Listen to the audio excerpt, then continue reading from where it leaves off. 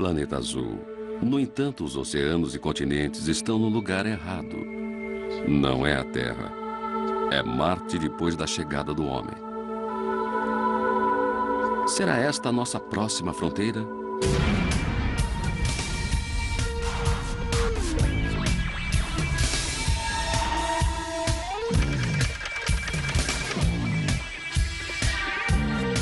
O Império Solar. Tudo indica que o nosso planeta azul é o único lugar onde há vida. Mas não havia antes. E quem pode garantir que haverá para sempre? Algum dia, talvez tenhamos todos que nos mudar.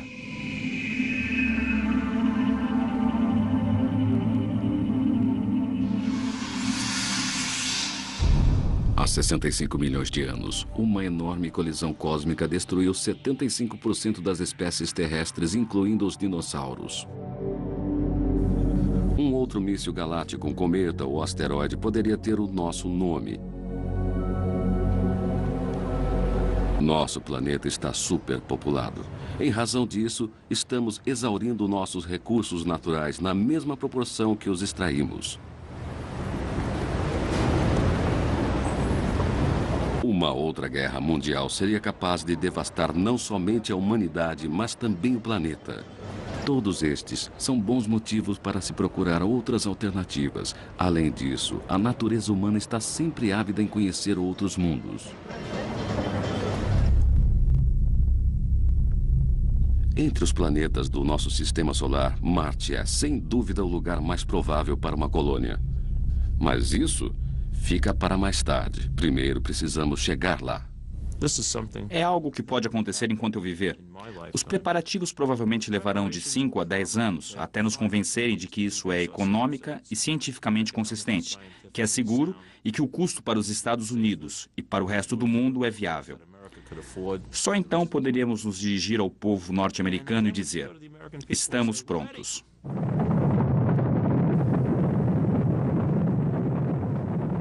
O pouso em Marte é apenas mais um capítulo na longa história da conquista do espaço.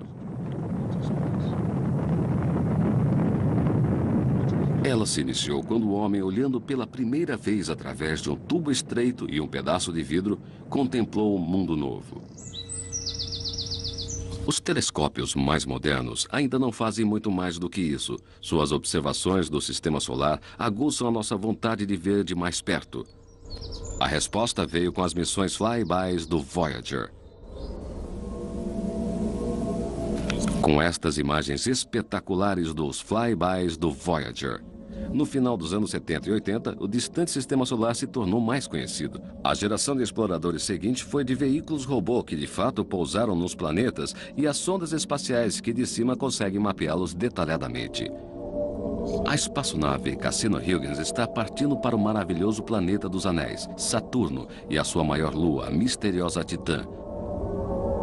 Ela é uma entre os dois mundos que se sabe encobertos por uma camada densa de nitrogênio. O outro é o nosso planeta.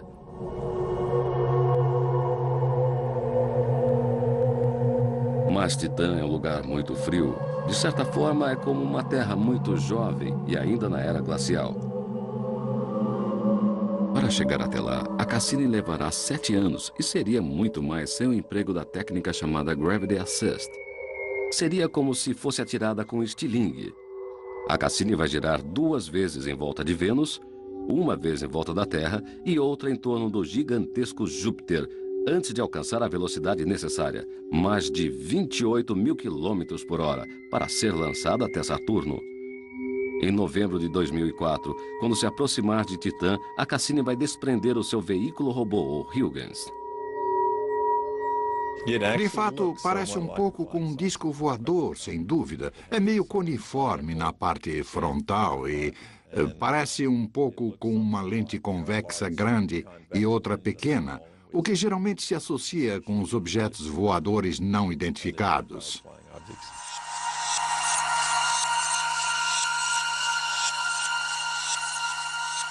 Quando Huygens entrar na atmosfera de Titã, o disco voador de 2,40 metros estará perfazendo cerca de 6,5 km por segundo, quase 10 vezes mais rápido do que o Concorde. Ao diminuir a velocidade, um escudo de calor o protegerá contra as temperaturas escaldantes. O paraquedas principal abrirá. Quando ele estiver a 400 metros por segundo, ainda estará a 160 quilômetros de distância da superfície de Titã.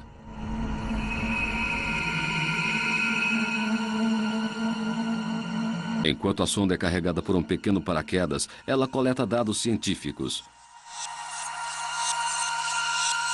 Finalmente, a uns 3 metros da superfície de Titã, as luzes de pouso se acendem para que as câmeras possam documentar toda a aproximação.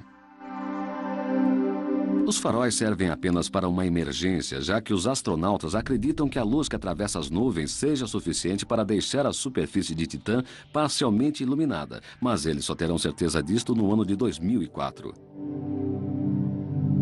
A missão Cassini é apenas uma de uma série de explorações espaciais que foram iniciadas nos anos 50. Cassini representa o próximo passo na nossa empreitada de exploração do Sistema Solar. Em 1958, foi elaborado um planejamento que previa enviar uma missão de reconhecimento, depois outras que ficassem mais tempo no sistema planetário e que fizessem novas explorações, e finalmente, quando possível, uma terceira que retornasse com amostras. A Cassini se enquadra no segundo caso. Ela é o que existe de mais moderno em matéria de sondas, mas seus inventores na IS Robotics em Boston já estão a caminho da próxima etapa. Percevejos espaciais. Estes mini-robôs ágeis e automotrizes, parecendo insetos, irão rastejar no local onde futuramente pousarão as sondas exploradoras em busca de dados.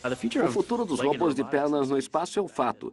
Sua habilidade para superar obstáculos é muito maior do que os veículos tradicionais. Este mecanismo menor é muito mais forte do que aquele mais pesado. Então poderíamos enviar 50 ou 100 destes para Marte ou outro lugar para fazer explorações. Mesmo se a metade deles fracassar, ainda assim teremos dados válidos.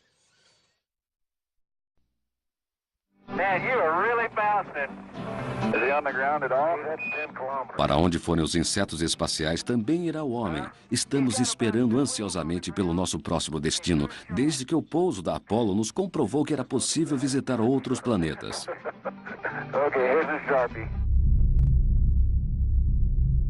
E este destino é Marte.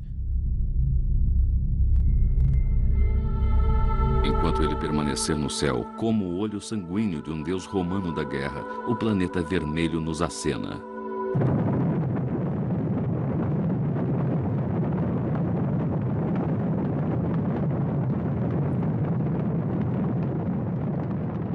Sua exploração é uma história de altos e baixos, repleta de fracassos, seguida de descobertas.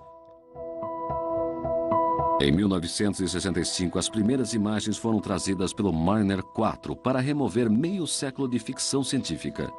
Não havia civilização ali, nem mesmo traços de vida. A superfície de Marte não se parecia em nada com a da Terra. Mais tarde, em 1969, os Mariner 5 e 7 nos mostraram mais de perto a face marrom daquele planeta, crateras proibitivas de muitos quilômetros de largura. Estes encontros de primeiro grau também revelaram a sua atmosfera extremamente rarefeita.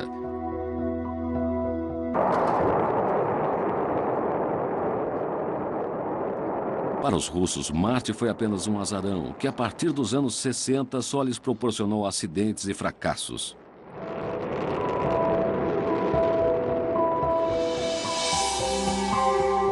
Duas de suas naves conseguiram chegar lá em 1971, mas quase não enviaram informações. Muito pelo contrário, estas e outras sondas russas fizeram acender a discussão sobre as condições de higiene no espaço.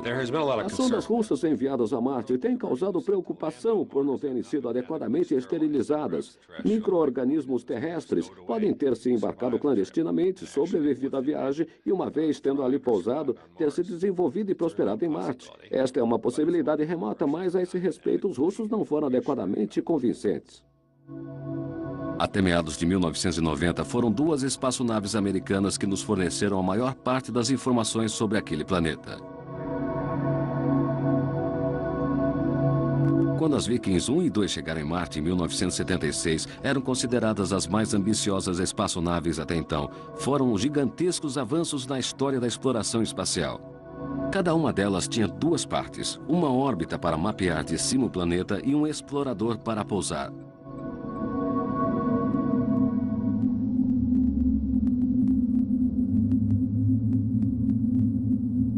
Por causa da fragilidade e do alto custo dos exploradores vikings, a NASA estava preocupada com a descida delas em terreno montanhoso. Escolheu então dois locais de pouso relativamente planos. Touchdown, we have touchdown. Extra zone. Neighbor zone. Camera 1 zone. We're looking good. No espaço infinito, num mundo gelado e salpicado de pedras arredondadas pela erosão, os robôs se puseram a trabalhar. Cada sonda exploradora tem dois olhos estereoscópicos de TV para examinar a estranha paisagem de Marte. Parecendo um prolongamento do seu corpo, um braço robótico na extremidade, uma pá para recolher amostras do solo e pequenas rochas.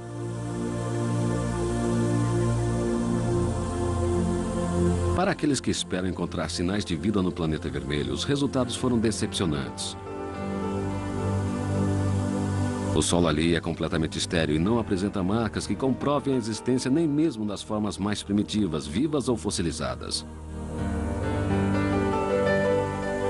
O dia marciano é apenas meia hora mais longo que o nosso, mas as estações do ano duram o dobro do tempo. As imagens coloridas e as informações sobre a superfície distribuídas pelas sondas do Viking nos fizeram imaginar como seria sobrevoar o panorama avermelhado de Marte.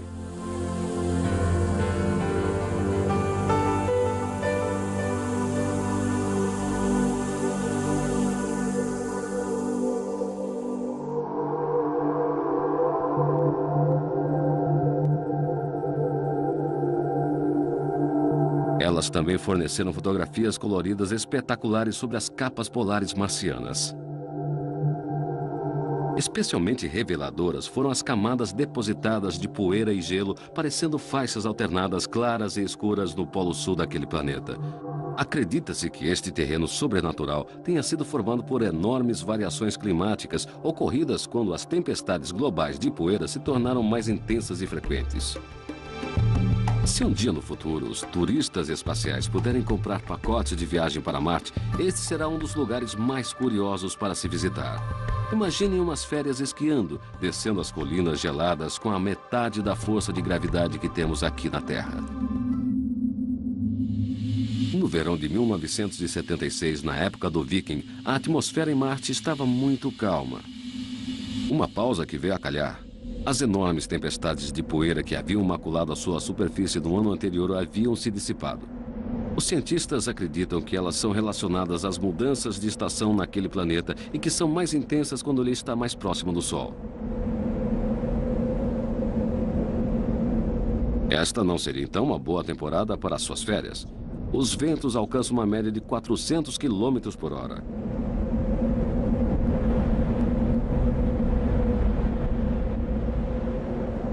Não se sabe o que aconteceu em 1993 com uma nave espacial chamada Mars Observer. Quando ela se preparava para entrar na órbita do planeta vermelho, enviou apenas uma imagem obscura em preto e branco. Depois disso, perdeu contato. A NASA relatou que o vazamento de uma válvula foi a causa da missão ter fracassado. Aqueles que gostam de teorizar sobre suspeitas discordam. Dizem que os dados que a Observer conseguiu, ao se aproximar da chamada face de Marte, foram tão surpreendentes que a NASA resolveu imediatamente suprimi-los. Temos muitos casos onde nos planetas foram encontradas certas características que fazem lembrar de coisas. Aí as pessoas dizem, bem, então é isso. E se foram vistas, devem ser interpretadas como provas de uma civilização que viveu ali. Se não se concorda com eles, é porque algo deve estar sendo escondido. Por isso eu sempre digo que não temos absolutamente nenhuma razão para esconder algo. Pelo contrário, ficaríamos felizes em encontrar evidências da existência de antigas civilizações, pois elas seriam um pretexto excelente para levantarmos os tão ambicionados fundos para financiar uma viagem a Marte. O sucessor do Observer chama-se Global Surveyor e foi lançado em novembro de 1996. Ele vai fornecer a primeira pesquisa de imagem completa de todo o planeta Marte.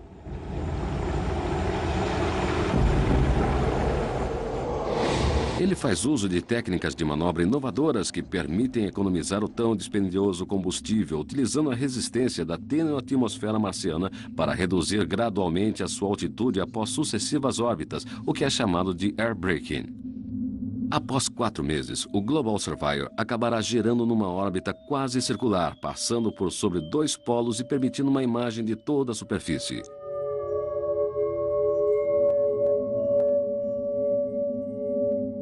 Os caminhos para Marte estão ficando congestionados. Um mês após o lançamento da Global Surveyor, a NASA colocou no espaço a Mars Pathfinder.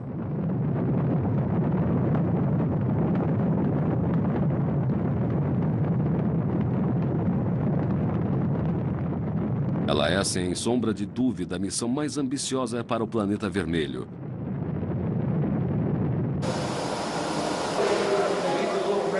O Martian Rover, o robô da Pathfinder, está em ritmo de teste final. Os técnicos da NASA finalizam os preparativos para o pouso da espaçonave, que empregará uma tecnologia nunca testada anteriormente.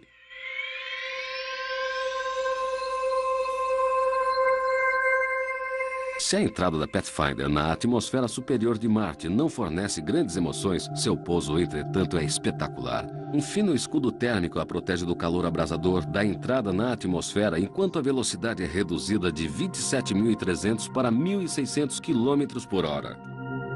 Como na sonda Huygens, um sistema de paraquedas é usado para freá-la ainda mais até que alcance 190 km por hora. Alguns segundos antes do pouso, foguetes pequenos e sólidos são acionados e um casulo de airbags gigantescos é inflado em volta da nave espacial. Não há necessidade de um pouso suave, pelo contrário, a nave toda ricocheteia na superfície como uma bola. Cada pulo destes funciona como uma freada. Com a perda de energia, a velocidade se reduz. Depois a enorme bola para de pular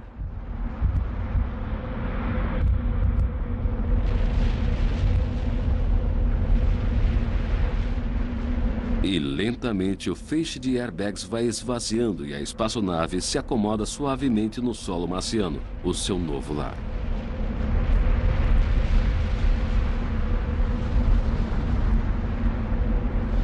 Como uma flor cósmica, as pétalas da célula solar vão se abrindo lentamente ao primeiro raio de luz do Sol de Marte. A energia elétrica é acionada e começa a atravessar os circuitos deste exótico robô.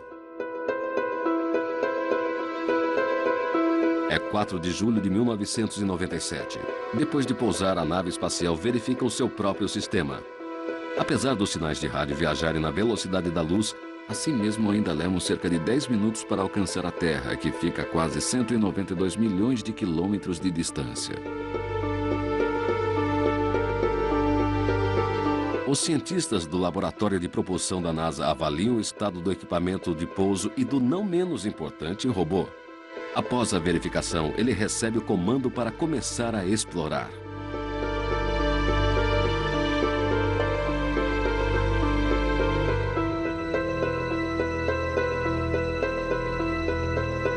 Os visionários têm esperança de que a Pathfinder seja apenas um pequeno passo na pesquisa espacial e que ele nos conduza à aventura final, a chegada de um ser humano em Marte. Assim como a conquista da Lua, esta é a próxima etapa. Talvez hoje em dia o nosso satélite não seja mais considerado um ponto de chegada tão exótico, mas os desbravadores do século XXI sugerem como local possível para a primeira colônia humana no espaço. A Lua e não Marte. E não estão sonhando.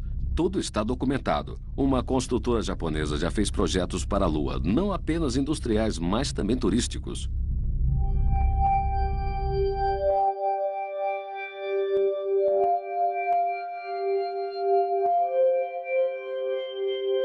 Antes que qualquer colono humano venha passear na Lua, ela abrigará um grupo misto de cientistas. Um posto avançado com homens e mulheres que irão pesquisar a superfície lunar, fazer experiências com a produção de alimentos e projetos para possíveis edificações, minas e instalações científicas. Alguns astrônomos acreditam que a Lua seria a localização ideal para um grande telescópio óptico. Por causa da distância que a separa da Terra, ela também acomodaria perfeitamente um radiotelescópio. Se localizado no lado distante da Lua, poderá detectar sinais que não podem ser captados na Terra. Para os pioneiros que pretendiam deitar raízes para as gerações futuras, a nossa Lua prateada parecia um deserto agreste. No entanto, há esperanças agora de que exista gelo no seu Polo Sul. Creio que o desejo de colonizar a Lua irá aumentar à medida que se constatar a existência de água no seu Polo Sul. Mas se tivermos que transportá-la até lá, sabe como é? O ser humano necessita de cerca de 20 litros por dia no mínimo. Então, se eu tiver uma colônia permanente na Lua, com, digamos, centenas de pessoas, as despesas de transporte de água por si só já seriam excessivas. Mas se encontrarmos gelo, acho que as possibilidades aumentam. A colonização da Lua pode ser o próximo estágio da conquista espacial após os seres humanos terem pousado ali. No entanto, a mais perigosa investigação espacial vislumbrada no momento é uma missão exploradora em Marte. Ela provavelmente acontecerá num período qualquer da primeira década do século XXI. Mas os alicerces para este voo estão sendo plantados hoje. O maior desafio de um voo tripulado para Marte é o tempo que levará para chegar lá e voltar. A Terra gira em órbita do Sol com o dobro da velocidade de Marte. Para alcançar este planeta tão distante daqui, uma nave espacial levará cerca de 9 meses utilizando a mais avançada tecnologia atual. Por 2 anos e meio, os astronautas precisarão de ar, alimentos, água e eletricidade. Além disso, ficarão expostos por um período prolongado às danosas radiações cósmicas e a uma gravidade bastante reduzida. Serão mais de 2 anos até que os 2 planetas se encontrem novamente em uma posição na qual a Terra se aproxima da nave espacial, que ao deixar Marte, leva 8 meses retornando.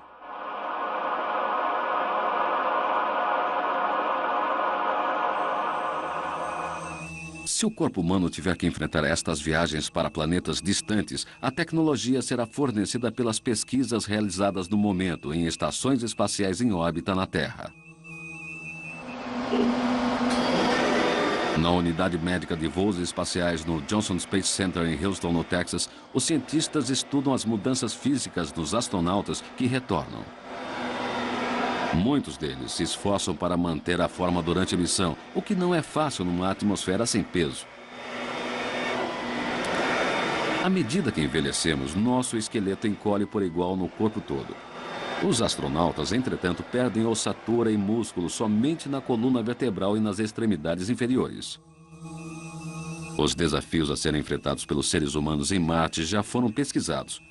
Foi a partir de 1986 que os tripulantes da Estação Espacial Russa Mir estabeleceram os fundamentos das missões espaciais de longa duração do século XXI. Mir já conseguiu fazer coisas incríveis. Uma delas é transformar em rotina a presença do homem no espaço. As pessoas têm vivido ali ininterruptamente, uma tripulação após a outra, como se a população do universo fosse composta por N seres humanos na Terra e 2 ou 3 no espaço. Tem sido assim há vários anos e é maravilhoso imaginar que as pessoas agora vivam no espaço. Não há ainda colônias, mas suas visitas estão se prolongando.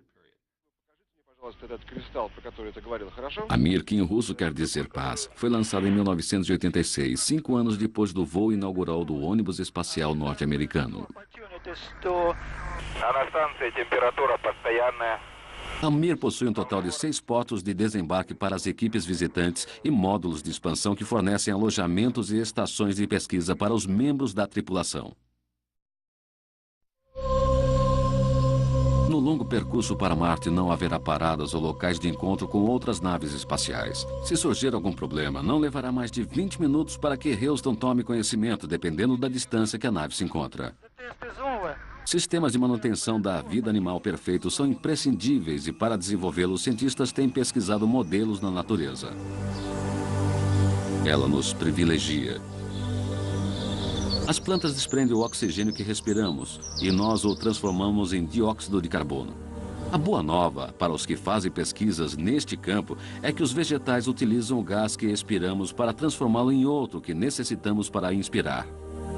Esta é apenas uma parte do que a NASA denomina de Sistema Avançado de Manutenção da Vida Animal. Num destes experimentos, um cientista ficou preso numa câmara que reproduzia algumas das dificuldades de um voo espacial de longa duração. A ideia era encontrar uma maneira natural de reciclar o ar que os astronautas respiram. Além disso, os cientistas desejavam retirar das plantas uma quantidade de oxigênio que pudesse substituir parte daquele que é transportado em volumosos cilindros. O Life Support System é algo que mantém o astronauta vivo enquanto ele estiver na nave espacial ou na superfície da Lua ou de Marte. Assim sendo, tudo se resume em permitir que tenham um bom ar para respirar, água para beber, mantê-los em temperatura amena ou aquecidos. Nigel ficou preso dentro de uma câmara cheia de vegetais por pouco mais de 2 semanas. Uma das preocupações era se eles gerariam oxigênio suficiente para mantê-lo vivo. Principalmente quando fazia exercícios, utilizando mais do que as plantas podiam fornecer. Realmente, ele teve tonturas no momento em que o suprimento se exauriu. Como não existe de fato nem chuveiro e nenhuma instalação sanitária aqui, eu não podia usar desodorante porque ele poderia retornar às plantas. Então o lugar ficava bastante mal cheiroso depois de um certo tempo.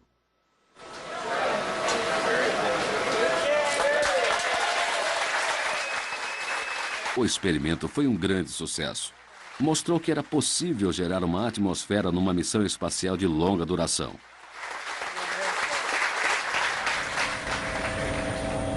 No Kennedy Space Center, a necessidade de uma alimentação nutritiva está sendo incorporada ao sistema avançado de manutenção da vida animal.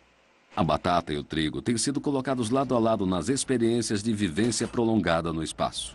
Esta é a safra que cultivamos nesse sistema. É um trigo especial. Foi desenvolvido especificamente para o Sistema Avançado de Manutenção da Vida Animal. O que planejamos fazer é demonstrar que o sistema é viável e que funciona bem. Quem sabe um dia seja utilizado numa base da Lua ou em Marte.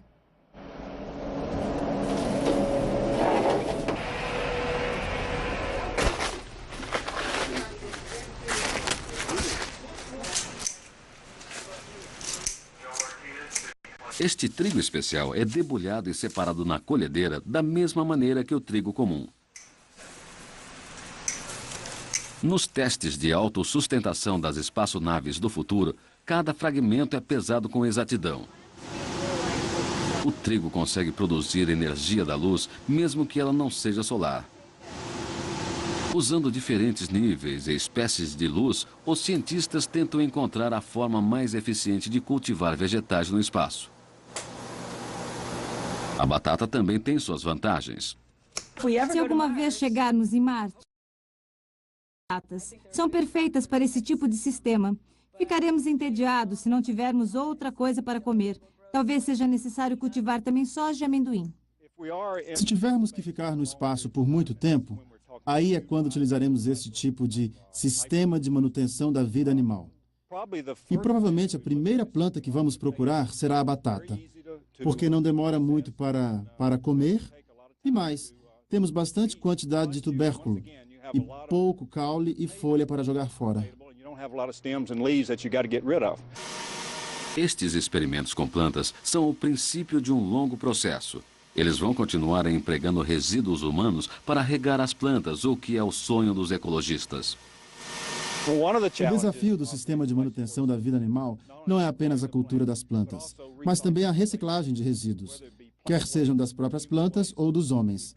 Para reciclá-los, vamos colocar novamente os nutrientes que elas possam posteriormente utilizar. No nosso planeta, costumamos chamá-los de adubo.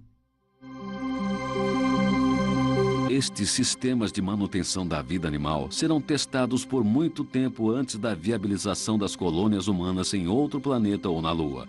A conclusão da primeira Estação Espacial Internacional está programada para o ano 2002. Ela vai pesar 450 mil quilos e receberá voos vindo de 4 complexos de lançamentos no mundo.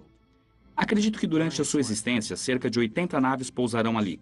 Terá 100 mil watts de força, 1,95 km de diâmetro, uma cabine pressurizada, um local de moradia, o tamanho de 2 aviões jumbos e terá a bordo apenas 6 pessoas que viverão ali. É eficiente como o mocinho dos filmes de cowboy. Olhando para um futuro distante, tudo isto seria apenas o princípio. Imaginem enormes estações espaciais situadas na órbita da Terra e utilizadas preferencialmente para turismo.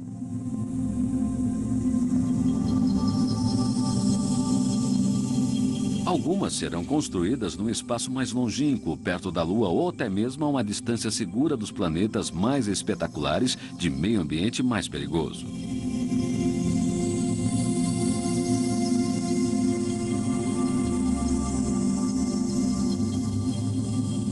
Enquanto que a chegada de um ser humano a um asteroide perto da Terra é tecnicamente mais fácil e economicamente mais viável, uma visita a um cometa ativo teria bem mais dramaticidade e emoção. Esta experiência poderá ser realizada no ano 2061, quando o histórico cometa Halley retorna ao sistema solar interno. Hipoteticamente, os astronautas poderiam pousar nele antes de se aproximar do Sol. Anterior aos cometas, a nossa próxima investigação espacial será Marte.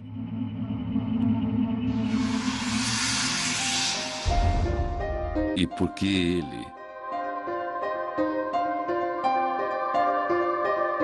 Os gigantes de gás fora do sistema solar apresentam problemas insolúveis.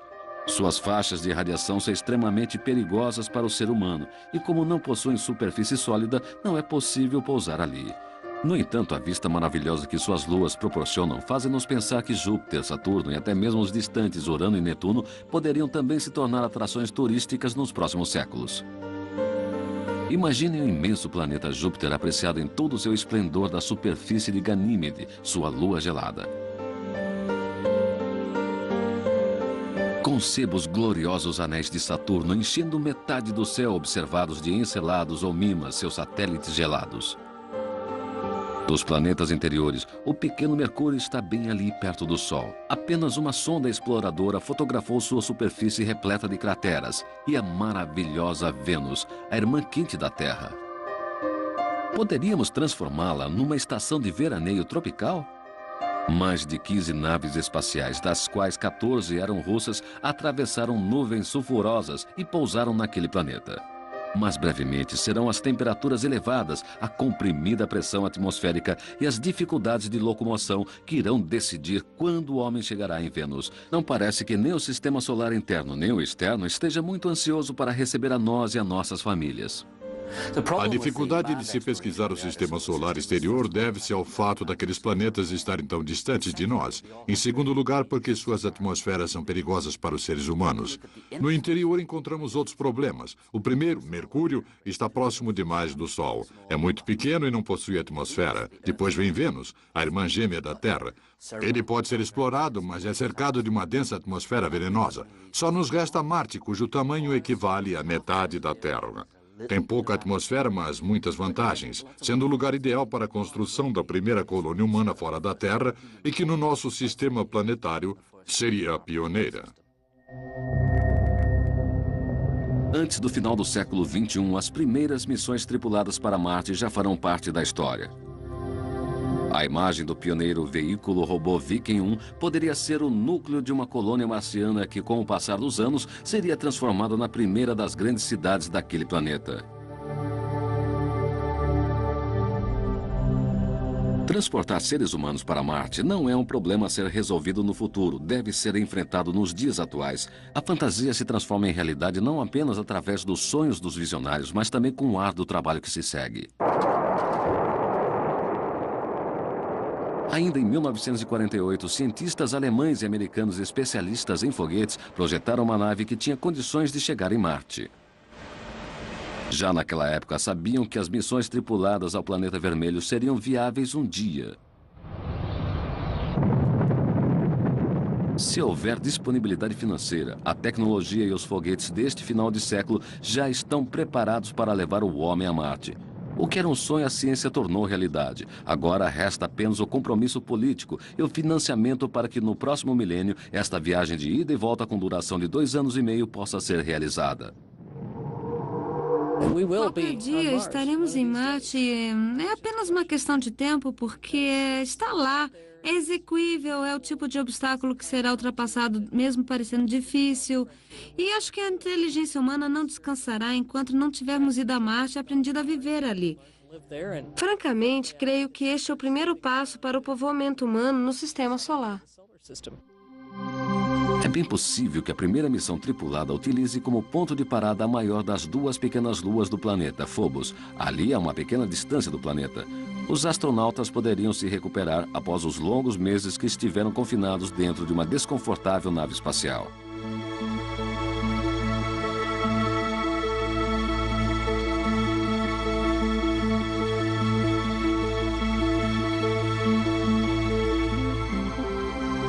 Os primeiros exploradores humanos seriam seguidos por uma ou duas naves contendo a maior parte do consumo exigido para uma estadia naquele planeta. Um veículo marciano movido a rodas permitiria que os astronautas se locomovessem numa área mais ampla em vez de ficarem confinados ao local de pouso.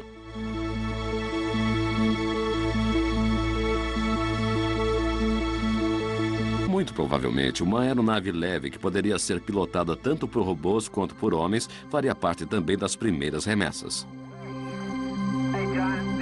Para os seres humanos, a experiência de Marte seria bem diferente daquela dos astronautas da Apollo na Lua.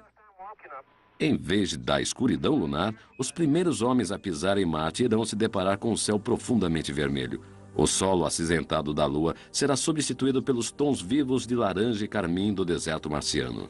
Os astronautas irão pesar um pouco mais do que o dobro do que pesavam na Lua, mas ainda assim irão precisar das desajeitadas vestimentas espaciais que lhe fornecerão oxigênio e proteção contra o ambiente hostil.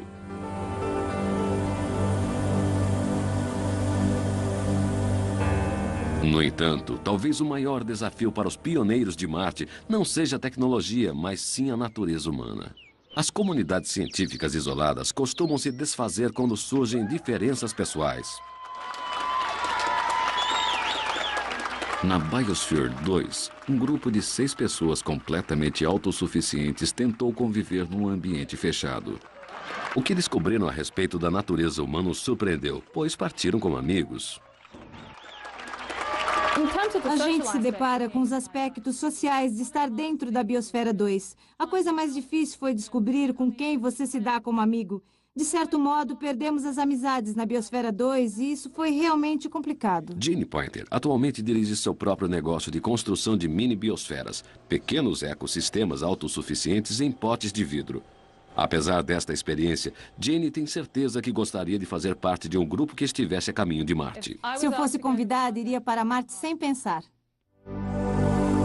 Se algum dia alguém lhe assinar com esta possibilidade, a primeira investigação espacial poderá desembocar em projetos ainda mais ambiciosos. Uma companhia japonesa, a Obayashi Corporation, já está se preparando para desenvolver áreas de moradia permanente em Marte. Trabalham com a premissa de que será possível obter água de gelo que se acredita existir nas rochas e no subsolo daquele planeta. Grandes abóbodas protegerão os imigrantes vindos da Terra das mortais radiações ultravioleta do Sol e das violentas tempestades de poeira de Marte. Neste local, os autossuficientes colonizadores poderão cultivar lavouras, produzir combustível e fazer um ponto de partida para expedições em regiões mais afastadas. Estes industriais japoneses fazem parte de um dos muitos grupos que sabem como transformar o planeta vermelho em verde. Para alguns, os ambientes protegidos, como os do projeto japonês, são apenas o primeiro passo em direção à meta final, a realização do sonho de ver o ser humano adaptado a Marte.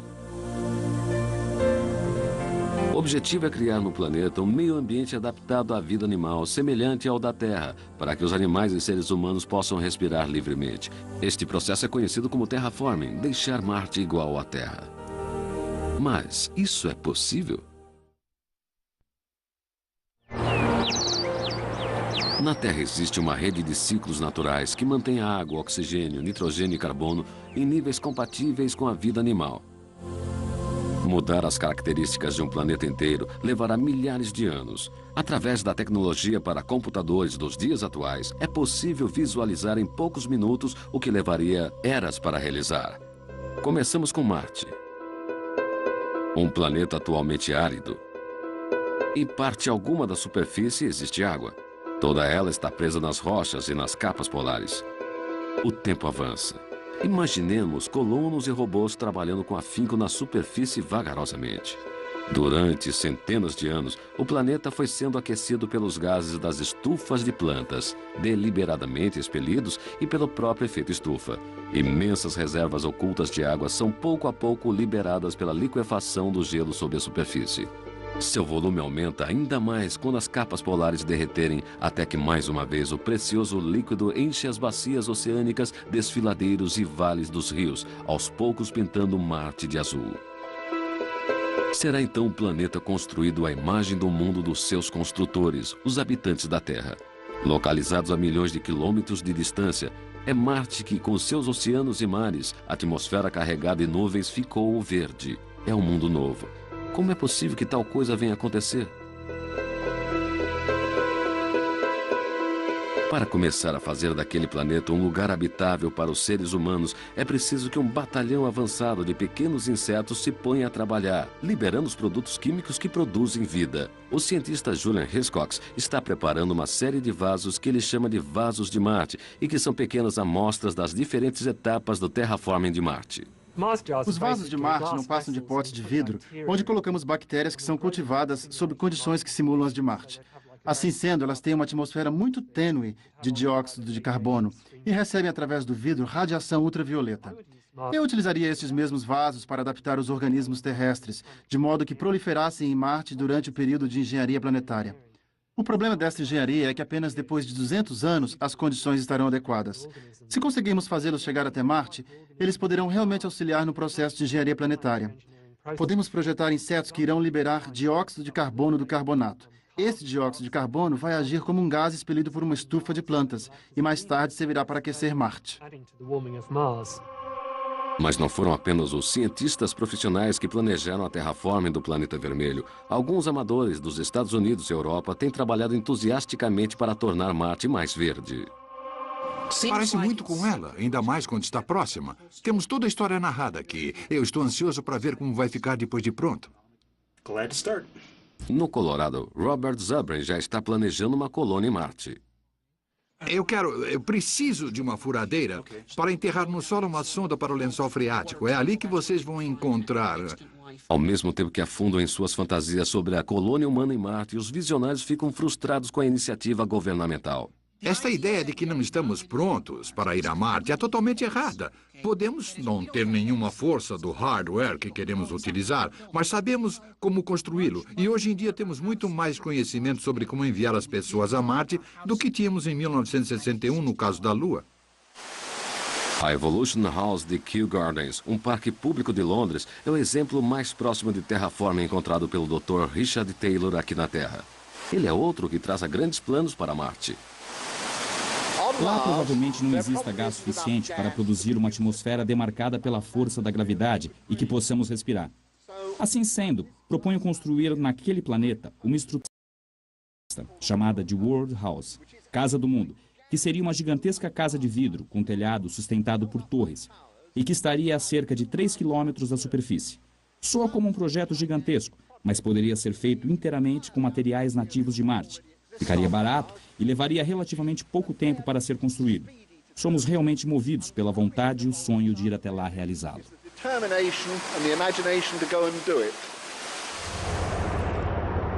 Numa mina de sal no norte da Inglaterra, um outro idealizador do terraforming, Martin Fogg, está ainda mais impaciente. Ele já percorreu o subsolo para estudar o problema. Acredita que a solução está na liberação através de explosões de matéria procedente das profundezas de Marte. Este processo aqueceria o planeta e forneceria os gases necessários para a atmosfera. Na opinião dele, problemas dramáticos exigem soluções igualmente drásticas. Se for verdade que o CO2 se transforma em rocha, então precisamos de muito mais energia, de um método mais energético para liberá-lo. E só vejo uma possibilidade nesse caso: bombardear o subsolo com explosivos nucleares nas camadas ricas para que eles liberem o CO2. Nem todo mundo concorda. Martin Fogg propõe que os gases voláteis encontrados nas profundezas das rochas sejam liberados por meio de perfurações e da utilização de equipamento termonuclear. Posso até aceitar, pois não passa de um novo método de explosão. A raiz do problema é que causa danos às camadas de rocha. Se você o quiser minar ostensivamente ou fazer outras coisas no planeta, depois de fragmentar suas rochas, não poderá colocá-las de volta. Algum dia, Marte será explorado e talvez até formado. Até lá, provavelmente, teremos uma visão mais ampla do espaço. Até onde irá? Quem sabe? Talvez hajam planetas parecidos com a Terra prontos para nos receber sem que seja necessária a nossa intervenção para adaptá-los às condições humanas. Os primeiros passos do homem na Lua e em Marte muito provavelmente levarão até outras experiências semelhantes em mundos que giram em órbitas diferentes das nossas.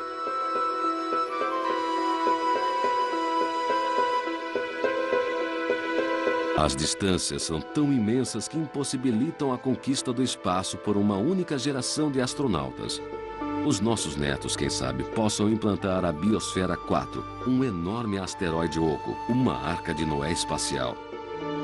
Dentro dela, 4.000 famílias e um zoológico móvel com espécies que deixarão o sistema solar para sempre, iniciando assim a exploração e colonização das galáxias vizinhas.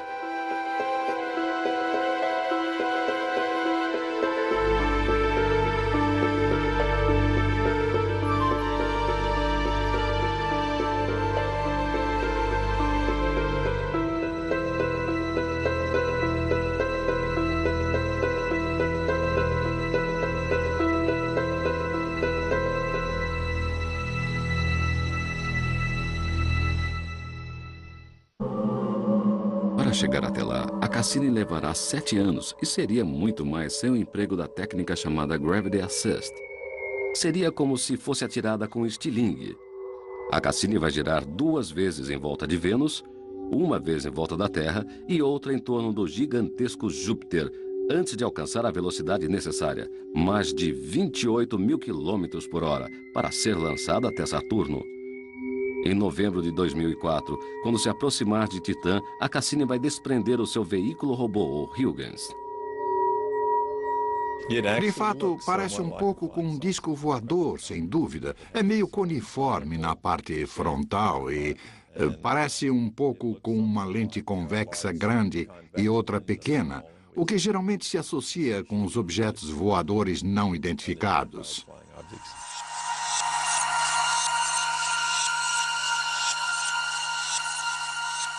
Quando Huygens entrar na atmosfera de Titã, o disco voador de 2,40 metros estará perfazendo cerca de 6,5 km por segundo, quase 10 vezes mais rápido do que o Concorde. Ao diminuir a velocidade, um escudo de calor o protegerá contra as temperaturas escaldantes. O paraquedas principal abrirá. Quando ele estiver a 400 metros por segundo, ainda estará a 160 quilômetros de distância da superfície de Titã.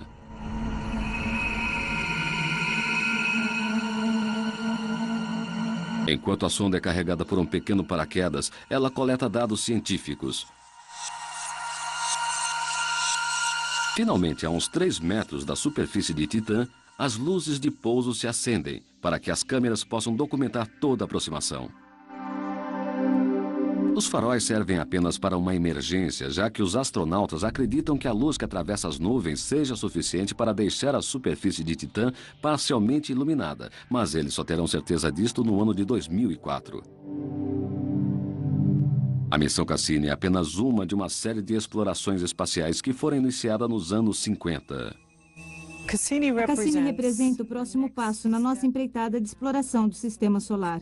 Em 1958, foi elaborado um planejamento que previa enviar uma missão de reconhecimento, depois outras que ficassem mais tempo no sistema planetário e que fizessem novas explorações, e finalmente, quando possível, uma terceira que retornasse com amostras. A Cassini se enquadra no segundo caso.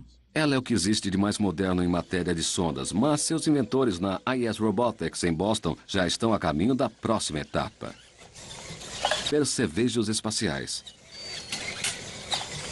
Estes mini-robôs ágeis e automotrizes, parecendo insetos, irão rastejar no local onde futuramente pousarão as sondas exploradoras em busca de dados. O futuro dos robôs de perna... Duas naves contendo a maior parte do consumo exigido para uma estadia naquele planeta. Um veículo marciano movido a rodas permitiria que os astronautas se locomovessem numa área mais ampla, em vez de ficarem confinados ao local de pouso.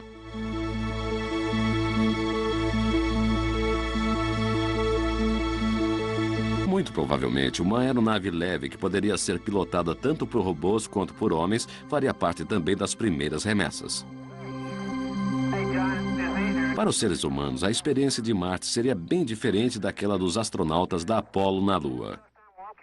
Em vez da escuridão lunar, os primeiros homens a pisar em Marte irão se deparar com um céu profundamente vermelho. O solo acinzentado da Lua será substituído pelos tons vivos de laranja e carmim do deserto marciano. Os astronautas irão pesar um pouco mais do que o dobro do que pesavam na Lua, mas ainda assim irão precisar das desajeitadas vestimentas espaciais que lhe fornecerão oxigênio e proteção contra o ambiente hostil.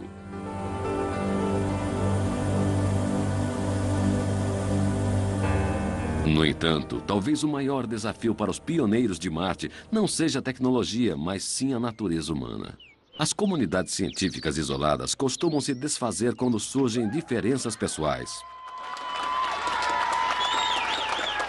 Na Biosphere 2, um grupo de 6 pessoas completamente autossuficientes tentou conviver num ambiente fechado. O que descobriram a respeito da natureza humana os surpreendeu, pois partiram como amigos. A gente se depara com os aspectos sociais de estar dentro da Biosfera 2. A coisa mais difícil foi descobrir com quem você se dá como amigo. De certo modo, perdemos as amizades na Biosfera 2 e isso foi realmente complicado. Jeanne Pointer atualmente dirige seu próprio negócio de construção de mini-biosferas, pequenos ecossistemas autossuficientes em potes de vidro. Apesar desta experiência, Jeanne tem certeza que gostaria de fazer parte de um grupo que estivesse a caminho de Marte. Se eu fosse convidada, iria para Marte sem pensar. Se algum dia alguém lhe assinar com esta possibilidade, a primeira investigação espacial poderá desembocar em projetos ainda mais ambiciosos. Uma companhia japonesa, a Obayashi Corporation, já está se preparando para desenvolver áreas de moradia permanente em Marte. Trabalham com a premissa de que será possível obter água de gelo que se acredita existir nas rochas e no subsolo daquele planeta. Grandes abóbodas protegerão os imigrantes vindos da Terra das mortais radiações ultravioleta do Sol e das violentas tempestades de poeira de Marte. Neste local, os autossuficientes colonizadores poderão cultivar lavouras, produzir combustível e fazer um ponto de partida para expedições em regiões mais afastadas. Estes industriais japoneses fazem parte de um dos muitos grupos que sabem como transformar o planeta vermelho em verde. Continuarem empregando resíduos humanos para regar as plantas, o que é o sonho dos ecologistas. O desafio do sistema de manutenção da vida animal não é apenas a cultura das plantas, mas também a reciclagem de resíduos, quer sejam das próprias plantas ou dos homens. Para reciclá-los, vamos colocar novamente os nutrientes que elas possam posteriormente utilizar. No nosso planeta, costumamos chamá-los de adubo. Estes sistemas de manutenção da vida animal serão testados por muito tempo antes da viabilização das colônias humanas em outro planeta ou na Lua. A conclusão da primeira Estação Espacial Internacional está programada para o ano 2002. Ela vai pesar 450 mil quilos e receberá voos vindo de 4 complexos de lançamentos no mundo. Acredito que durante a sua existência, cerca de 80 naves pousarão ali. Terá 100 mil watts de força, 1,95 km de diâmetro, uma cabine pressurizada, um local de moradia, o tamanho de 2 aviões jumbos e terá a bordo apenas 6 pessoas que viverão ali. É eficiente como o mocinho dos filmes de cowboy. Olhando para um futuro distante, tudo isto seria apenas o princípio. Imaginem enormes estações espaciais situadas na órbita da Terra e utilizadas preferencialmente para turismo.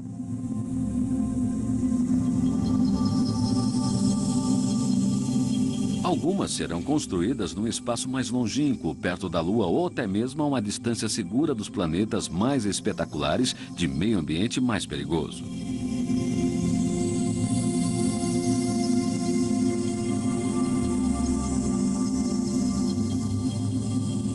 Enquanto que a chegada de um ser humano a um asteroide perto da Terra é tecnicamente mais fácil e economicamente mais viável, uma visita a um cometa ativo teria bem mais dramaticidade e emoção. Esta experiência poderá ser realizada no ano 2061, quando o histórico cometa Halley retorna ao sistema solar interno. Hipoteticamente, os astronautas poderiam pousar nele antes de se aproximar do Sol. Anterior aos cometas, a nossa próxima investigação espacial será Marte.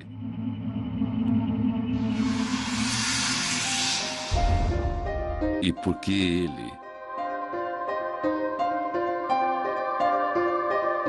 Os gigantes de gás fora do sistema solar apresentam problemas insolúveis. Suas faixas de radiação são extremamente perigosas para o ser humano e, como não possuem superfície sólida, não é possível pousar ali. No entanto, a vista maravilhosa que suas luas proporcionam fazem-nos pensar que Júpiter, Saturno e até mesmo os distantes Urano e Netuno poderiam também se tornar atrações turísticas nos próximos séculos. Imagine um imenso planeta Júpiter. O Martian Rover, o robô da Pathfinder, está em ritmo de teste final. Os técnicos da NASA finalizam os preparativos para o pouso da espaçonave, que empregará uma tecnologia nunca testada anteriormente.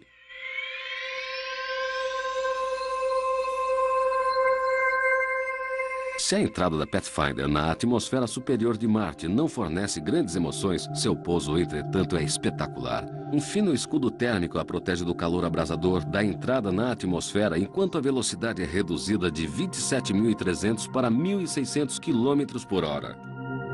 Como na sonda Huygens, um sistema de paraquedas é usado para freá-la ainda mais até que alcance 190 km por hora. Alguns segundos antes do pouso, foguetes pequenos e sólidos são acionados e um casulo de airbags gigantescos é inflado em volta da nave espacial. Não há necessidade de um pouso suave, pelo contrário, a nave toda ricocheteia na superfície como uma bola. Cada pulo destes funciona como uma freada. Com a perda de energia, a velocidade se reduz. Depois a enorme bola para de pular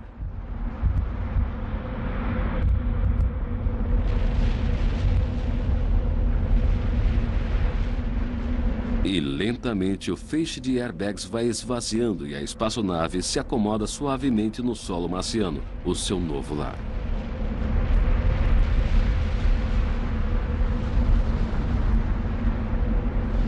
Como uma flor cósmica, as pétalas da célula solar vão se abrindo lentamente ao primeiro raio de luz do Sol de Marte. A energia elétrica é acionada e começa a atravessar os circuitos deste exótico robô. É 4 de julho de 1997. Depois de pousar, a nave espacial verifica o seu próprio sistema. Apesar dos sinais de rádio viajarem na velocidade da luz, assim mesmo ainda levam cerca de 10 minutos para alcançar a Terra, que fica a quase 192 milhões de quilômetros de distância. Os cientistas do Laboratório de Propulsão da NASA avaliam o estado do equipamento de pouso e do não menos importante robô. Após a verificação, ele recebe o comando para começar a explorar.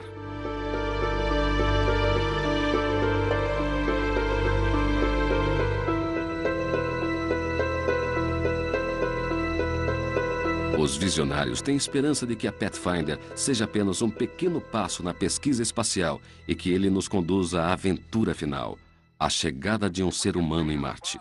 Assim como a conquista da Lua, esta é a próxima etapa. Talvez hoje em dia o nosso satélite não tenha emergência, já que os astronautas acreditam que a luz que atravessa as nuvens seja suficiente para deixar a superfície de Titã parcialmente iluminada, mas eles só terão certeza disto no ano de 2004. A missão Cassini é apenas uma de uma série de explorações espaciais que foram iniciadas nos anos 50.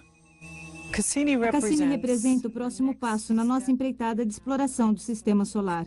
Em 1958, foi elaborado um planejamento que previa enviar uma missão de reconhecimento depois outras que ficassem mais tempo no sistema planetário e que fizessem novas explorações, e finalmente, quando possível, uma terceira que retornasse com amostras. A Cassini se enquadra no segundo caso.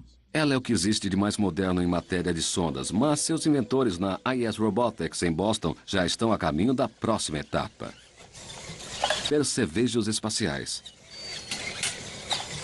Estes mini-robôs ágeis e automotrizes, parecendo insetos, irão rastejar no local onde futuramente pousarão as sondas exploradoras em busca de dados. O futuro dos robôs de pernas no espaço é um fato. Sua habilidade para superar obstáculos é muito maior do que os veículos tradicionais. Este mecanismo menor é muito mais forte do que aquele mais pesado. Então poderíamos enviar 50 ou 100 destes para Marte ou outro lugar para fazer explorações. Mesmo se a metade deles fracassar, ainda assim teremos dados válidos.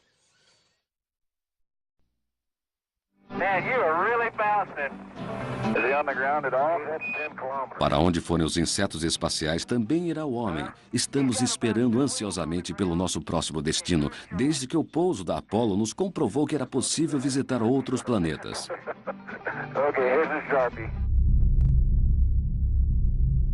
E este destino é Marte. Enquanto ele permanecer no céu, como o olho sanguíneo de um deus romano da guerra, o planeta vermelho nos acena.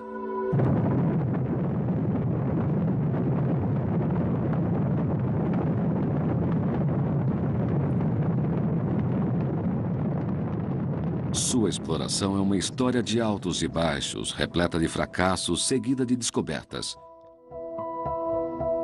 Em 1965, as primeiras imagens foram trazidas pelo Mariner 4 para remover meio século de ficção científica. Não havia civilização ali, nem mesmo traços de vida. A superfície de Marte não se parecia em nada com a da Terra.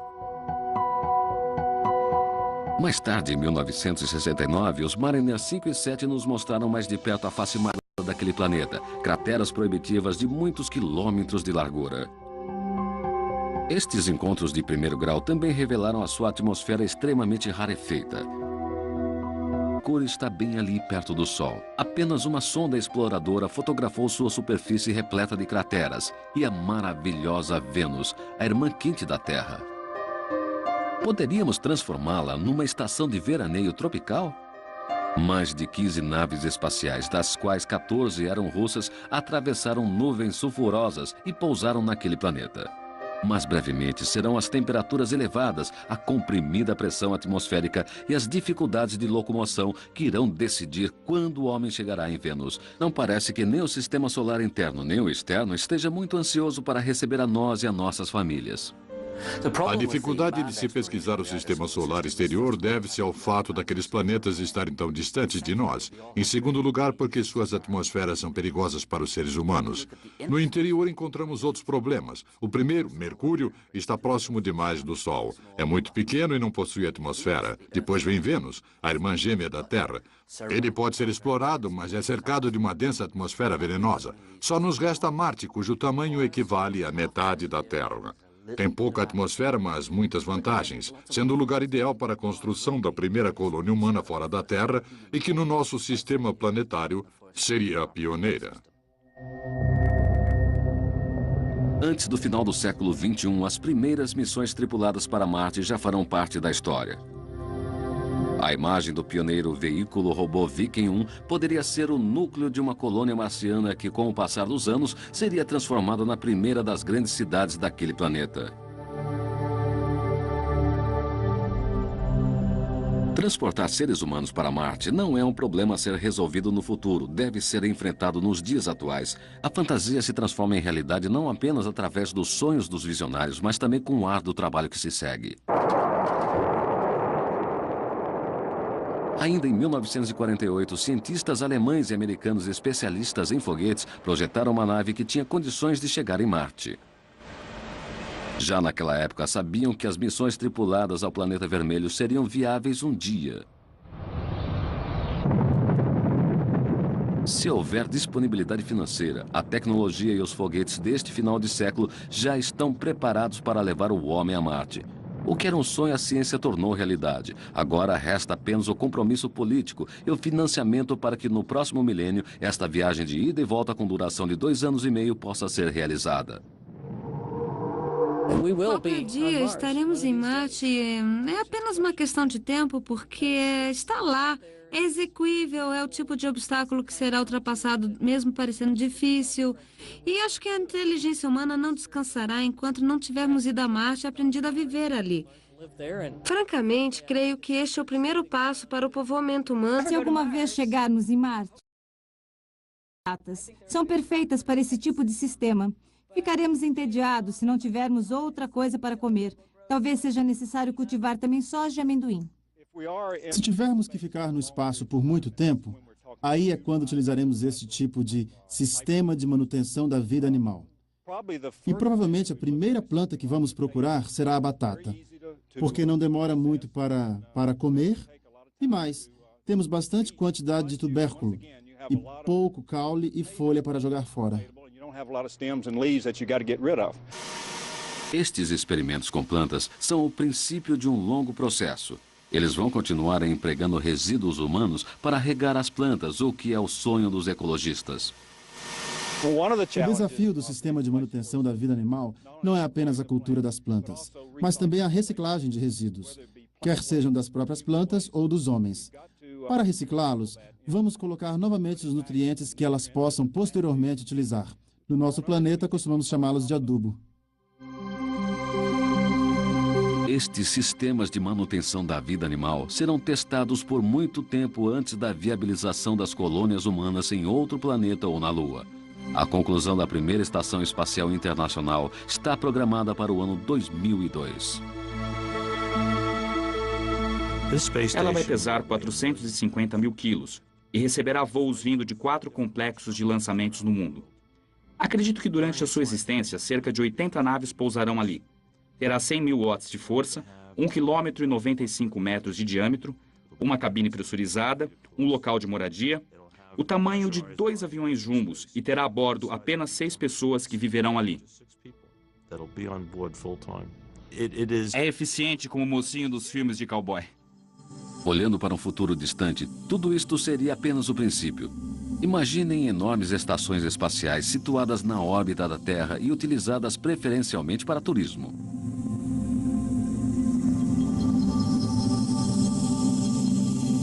Algumas serão construídas num espaço mais longínquo, perto da Lua ou até mesmo a uma distância segura dos planetas mais espetaculares de meio ambiente mais perigoso.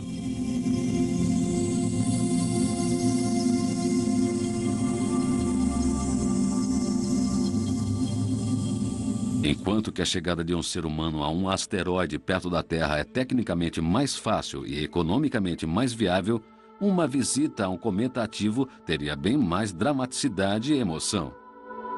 Esta experiência poderá ser realizada no ano 2061, quando o histórico cometa Halley retorna ao sistema solar interno. Hipoteticamente, os astronautas poderiam pousar nele antes de se aproximar do Sol.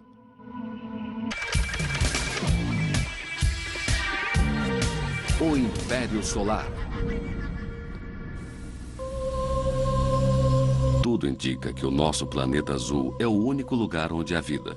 Mas não havia antes. E quem pode garantir que haverá para sempre? Algum dia, talvez tenhamos todos que nos mudar.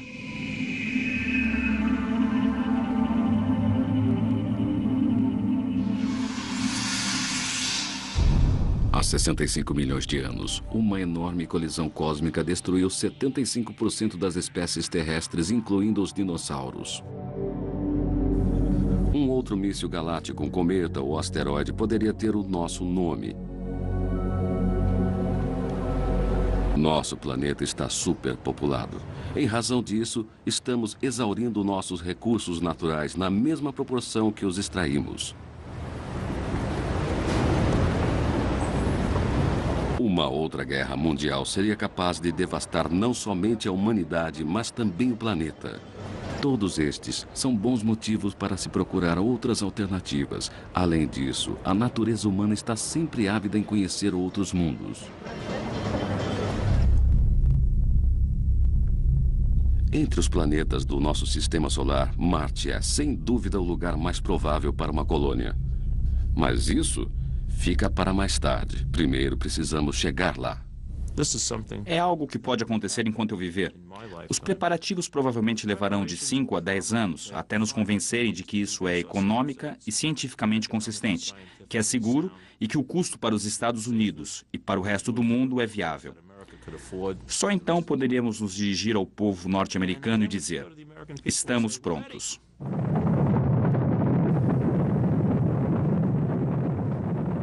O pouso em Marte é apenas mais um capítulo na longa história da conquista do espaço. Ela se iniciou quando o homem, olhando pela primeira vez através de um tubo estreito e um pedaço de vidro, contemplou um mundo novo.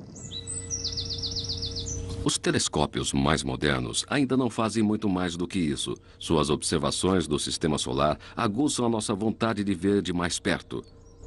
A resposta veio com as missões flybys do Voyager.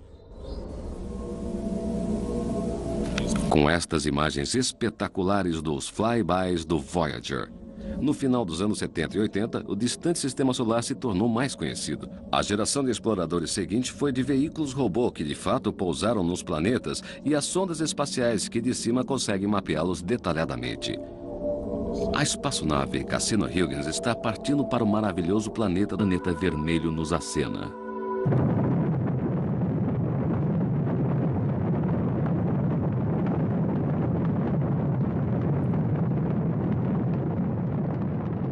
Sua exploração é uma história de altos e baixos, repleta de fracassos, seguida de descobertas. Em 1965, as primeiras imagens foram trazidas pelo Mariner 4 para remover meio século de ficção científica. Não havia civilização ali, nem mesmo traços de vida. A superfície de Marte não se parecia em nada com a da Terra. Mais tarde, em 1969, os Mariner 5 e 7 nos mostraram mais de perto a face marrom daquele planeta, crateras proibitivas de muitos quilômetros de largura. Estes encontros de primeiro grau também revelaram a sua atmosfera extremamente rarefeita.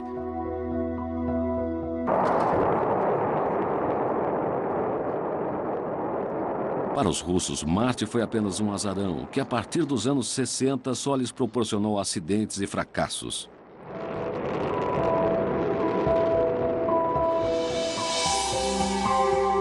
Duas de suas naves conseguiram chegar lá em 1971, mas quase não enviaram informações. Muito pelo contrário, estas e outras sondas russas fizeram acender a discussão sobre as condições de higiene no espaço. As sondas russas enviadas a Marte têm causado preocupação por não terem sido adequadamente esterilizadas. Micro-organismos terrestres podem ter se embarcado clandestinamente, sobrevivido à viagem e, uma vez tendo ali pousado, ter se desenvolvido e prosperado em Marte. Esta é uma possibilidade remota, mas a esse respeito os russos não foram adequadamente convincentes. Até meados de 1990, foram duas espaçonaves americanas que nos forneceram a maior parte das informações sobre aquele planeta. Quando as Vikings 1 e 2 chegaram em Marte em 1976, eram consideradas as mais ambiciosas espaçonaves até então. Foram gigantescos avanços na história da exploração espacial. Cada uma delas tinha duas partes, uma órbita para mapear de cima o planeta e um explorador para pousar.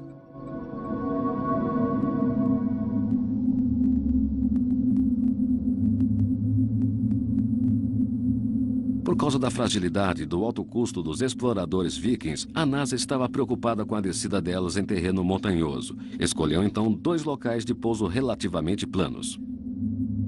Touchdown, we have touchdown. Extra zone. We have touchdown. Naval zone. Camera 1 zone. We're looking good. No espaço infinito, num mundo gelado e salpicado de pedras arredondadas pela erosão, os robôs se puseram a trabalhar. Cada sonda é o primeiro passo em direção à meta final, a realização do sonho de ver o ser humano adaptado a Marte. O objetivo é criar no planeta um meio ambiente adaptado à vida animal, semelhante ao da Terra, para que os animais e seres humanos possam respirar livremente. Este processo é conhecido como terraforming, deixar Marte igual à Terra. Mas isso é possível? Na Terra existe uma rede de ciclos naturais que mantém a água, oxigênio, nitrogênio e carbono em níveis compatíveis com a vida animal. Mudar as características de um planeta inteiro levará milhares de anos. Através da tecnologia para computadores dos dias atuais, é possível visualizar em poucos minutos o que levaria eras para realizar. Começamos com Marte, um planeta atualmente árido. Em parte alguma da superfície existe água. Toda ela está presa nas rochas e nas capas polares. O tempo avança. Imaginemos colonos e robôs trabalhando com afinco na superfície vagarosamente. Durante centenas de anos, o planeta foi sendo aquecido pelos gases das estufas de plantas, deliberadamente expelidos e pelo próprio efeito estufa. Imensas reservas ocultas de água são pouco a pouco liberadas pela liquefação do gelo sob a superfície. Seu volume aumenta ainda mais quando as capas polares derreterem, até que mais uma vez o precioso líquido enche as bacias oceânicas, desfiladeiros e vales dos rios, aos poucos pintando Marte de azul. Será então um planeta construído à imagem do mundo dos seus construtores, os habitantes da Terra. Localizados a milhões de quilômetros de distância, é Marte que, com seus oceanos e mares, atmosfera carregada e nuvens, ficou verde. É um mundo novo. Como é possível que tal coisa venha a acontecer?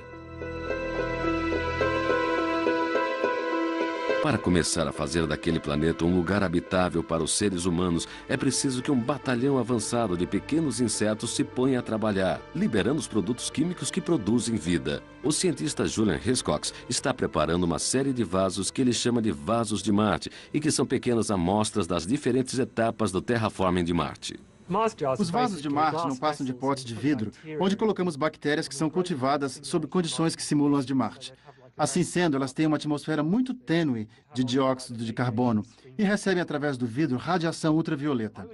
Eu utilizaria estes mesmos vasos para adaptar os organismos terrestres, de modo que proliferassem em Marte durante o período de engenharia planetária. O problema desta engenharia é que apenas depois de 200 anos as condições estarão adequadas. Se conseguirmos fazê-los chegar até Marte, eles poderão realmente auxiliar no processo de engenharia planetária. Podemos projetar insetos que irão liberar dióxido de carbono do carbonato. Esse dióxido de carbono vai agir como um gás expelido por uma estufa de plantas e mais tarde servirá para... Como construí-lo. E hoje em dia temos muito mais conhecimento sobre como enviar as pessoas a Marte do que tínhamos em 1961 no caso da Lua. A Evolution House de Kew Gardens, um parque público de Londres, é o exemplo mais próximo de terraforming encontrado pelo Dr. Richard Taylor aqui na Terra. Ele é outro que traça grandes planos para Marte. Lá provavelmente não exista gás suficiente para produzir uma atmosfera demarcada pela força da gravidade e que possamos respirar. Assim sendo, proponho construir naquele planeta uma estrutura chamada de World House, Casa do Mundo, que seria uma gigantesca casa de vidro com telhado sustentado por torres e que estaria a cerca de 3 quilômetros da superfície. Soa como um projeto gigantesco, mas poderia ser feito inteiramente com materiais nativos de Marte. Ficaria barato e levaria relativamente pouco tempo para ser construído. Somos realmente movidos pela vontade e o sonho de ir até lá realizá-lo.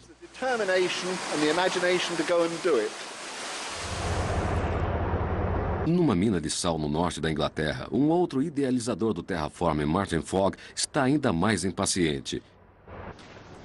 Ele já percorreu o subsolo para estudar o problema. Acredita que a solução está na liberação através de explosões de matéria procedente das profundezas de Marte. Este processo aqueceria o planeta e forneceria os gases necessários para a atmosfera. Na opinião dele, problemas dramáticos exigem soluções igualmente drásticas. Se for verdade que o CO2 se transforma em rocha, então precisamos de muito mais energia, de um método mais energético para liberá-lo. E só vejo uma possibilidade nesse caso: bombardear o subsolo com explosivos nucleares nas camadas ricas para que eles liberem o CO2.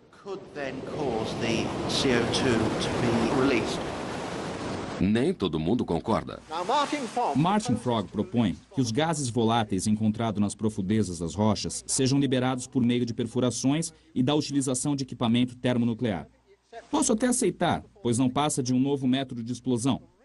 A raiz do problema é que causa danos às camadas de rocha. Se você o quiser minar ostensivamente ou fazer outras coisas no planeta, depois de fragmentar suas rochas, não poderá colocá-las de volta. Algum dia, Marte será explorado e talvez até formado. Até lá, provavelmente, teremos uma visão mais ampla do espaço. Até onde irá? Quem sabe? Talvez hajam planetas parecidos com a Terra prontos para nos receber sem que seja necessária a nossa intervenção para adaptá-los às condições humanas. Os primeiros